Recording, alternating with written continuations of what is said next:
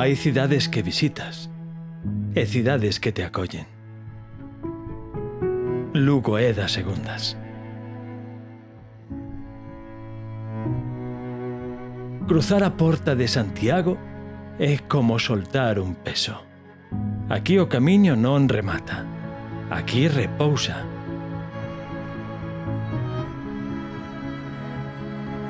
A muralla non é só pedra. Ten a calor de 2000 anos de historia. E a catedral? A catedral é ese suspiro de alivio. É un lugar onde alimentar a alma antes de sentar á mesa. Porque a espiritualidade tamén é parar e sentir que estás onde tes que estar. Ves que Lugo non se explica. Séntese. Dende o alto do Adarve, todo encaixa.